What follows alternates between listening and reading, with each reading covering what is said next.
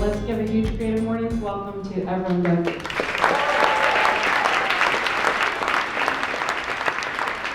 Good morning, and thank you, first of all, to Creative Mornings. I didn't know about this gathering until Elise contacted me, and Grant and she were really helpful. And my sister is really to thank for me being here because she's baking right now.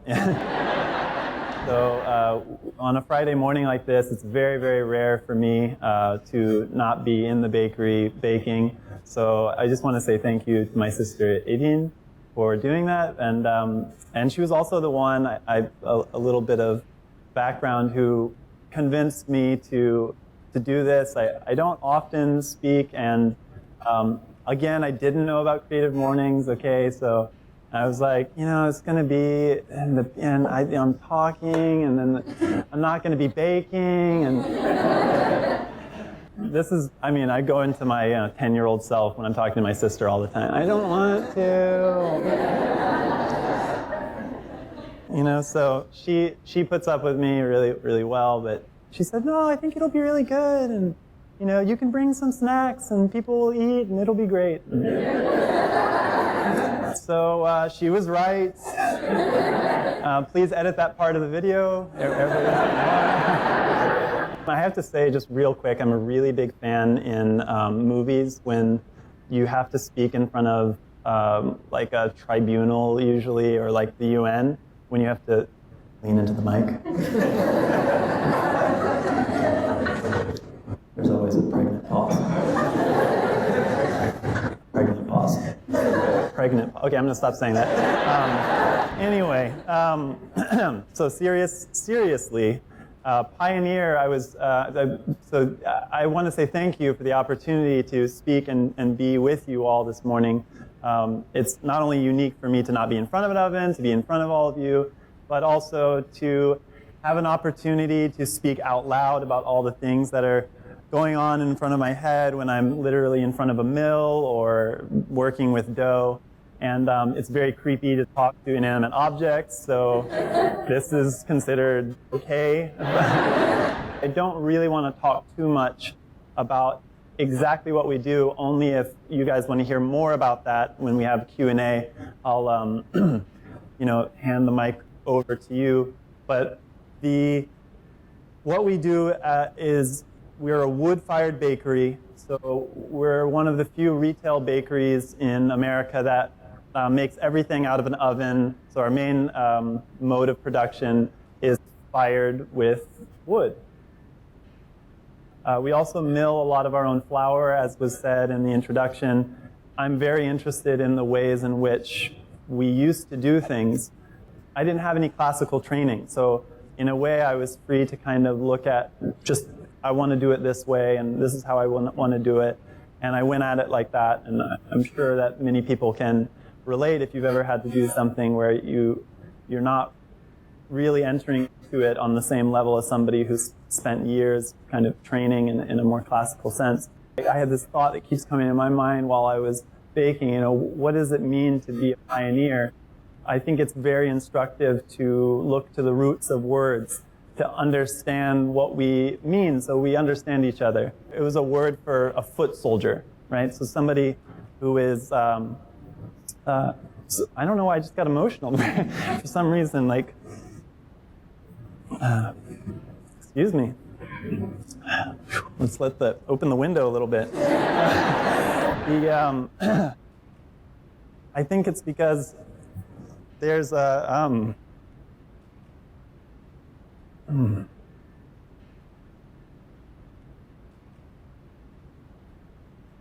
there's a strong, pardon me, there's a strong desire in me to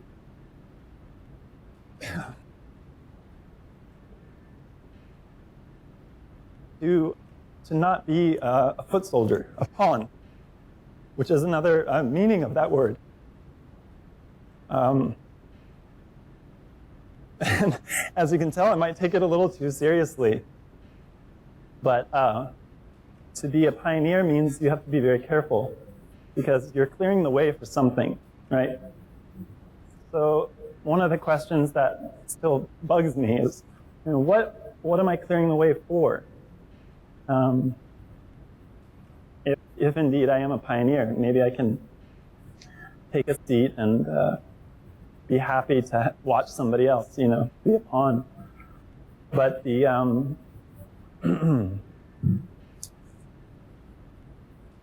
yeah. The reality is that the pioneers in our mythology are both heralded, and rightfully so, for stepping into very dangerous territory, but they didn't know what they were clearing the way for, perhaps. And those that did must have known that the cost was heavy. So, so sorry.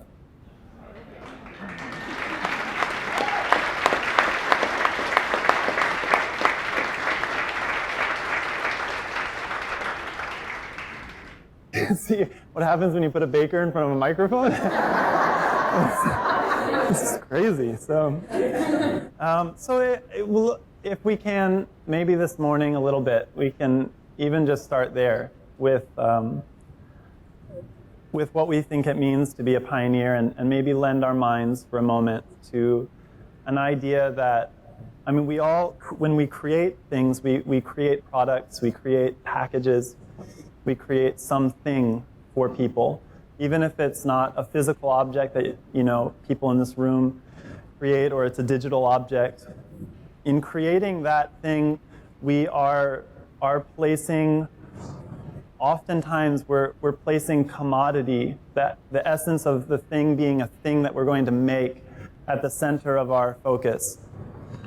And just for this brief time we have together, maybe we can shift our focus and think about what it would be like to have creativity, freedom of expression, true freedom at the center of our consideration, so that we're not bound by the measures of commodity that really, I think, are the enemy of creativity.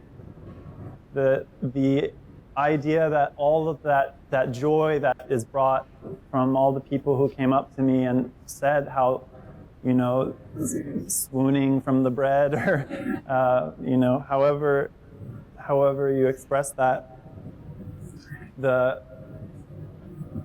for that to only be a product is disappointing to me and not satisfying. And really, I believe that all of that should be considered, and perhaps it would be worthwhile to consider for a greater culture that we're trying to create, all of that as a byproduct, not a product, but a byproduct of the action of creativity that we involve ourselves in. And I think the only measure of that is in the relationships that we make with each other, or with those other cultures that we hope to impact.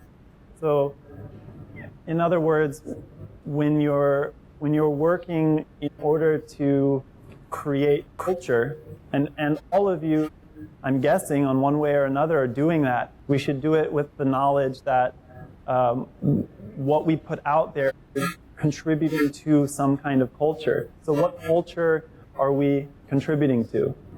So for us at our little bakery, we have to look at the business and all that side of it. Today, I just want to talk about the culture that we hope to create. The food culture that we live in is, it's a dangerous one. We're in a vital time when food as a necessity is not available. It's happening again, damn it. I could trick it. It's like dancing with somebody, just stepping on their toes over and over again. Where was I with the culture?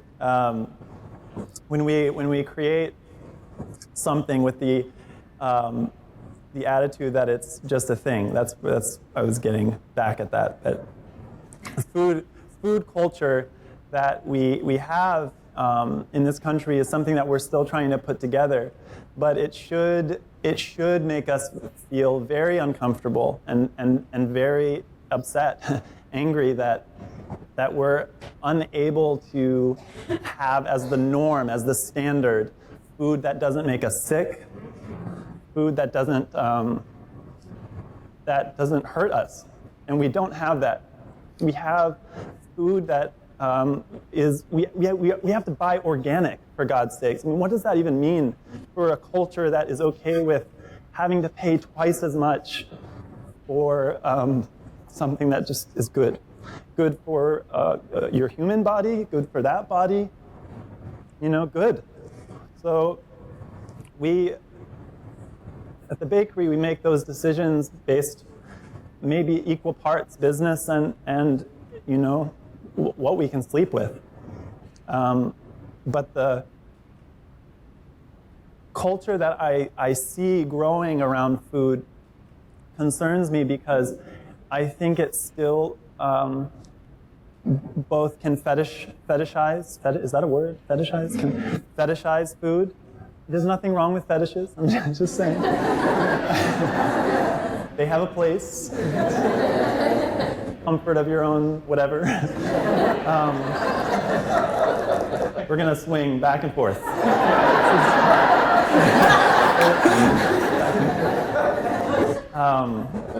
So about the culture that I see growing is a restaurant culture that has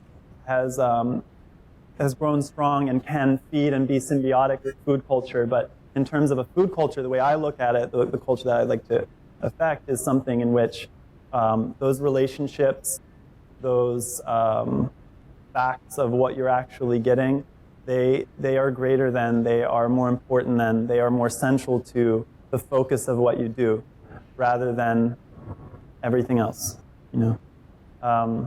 So that's a little bit of a deeper sense of what we try to do, what we really strive for.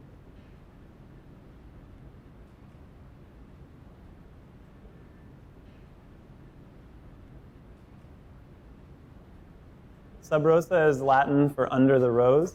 It denotes secrecy in old senatorial chambers, if you're into that kind of thing, in ancient Rome. But the symbol of a rose denotes like confidentiality or secrecy. Everything's on the down low. And we used to sell our bread out of the back of my car at the farmer's market. It was very, very legal, probably. There's a secret picture of Tim Kaine eating the bread with the bread in my trunk in the background, and my friend Alex looking like a thug, just like staring down.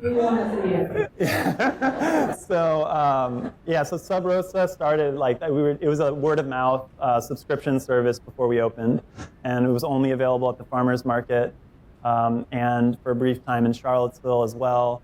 And I would drive up to Northern Virginia, where my father has a pizza oven, and in his restaurant, under the cover of darkness, I would bake all night long, sometimes 2 nights in a row, and then I would bring it back, very, very delirious, and sell the bread. I probably said some very amazing things, very interesting and amazing. And then, so we slowly built the chance to open a brick and mortar, and when we did that, we decided to keep the name. We liked it.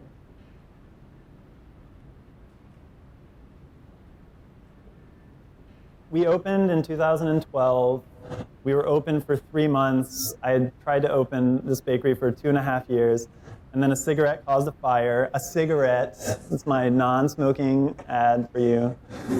Or, I don't know, at least be more careful.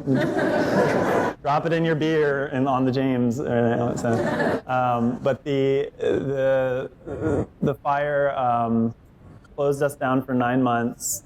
I moved down the street for a year, and it's an easy question to answer. Within 20, oh shit, damn it.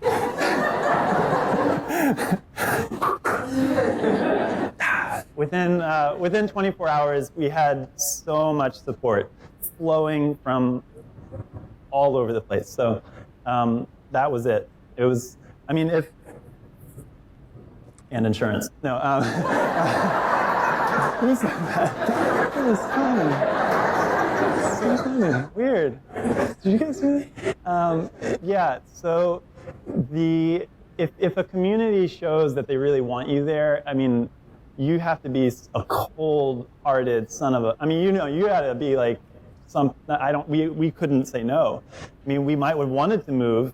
We were closed for 9 months. We got to taste the nectar of California and Paradise Islands, and I went to visit a lot of bakeries. Basically, I went up to Vancouver, and we got a taste for different lives. And I was like, I could probably open a big no. So we reopened in 2014 without. I mean, my sister and I never even had the conversation. We just went to work right back to trying to get the bakery open. For one thing, it's very similar to spraining your ankle in like the first 10 steps of a marathon. You're like 2.5 years preparing for this thing, and then 3 months. So we were also ready to find out if our experiment would work.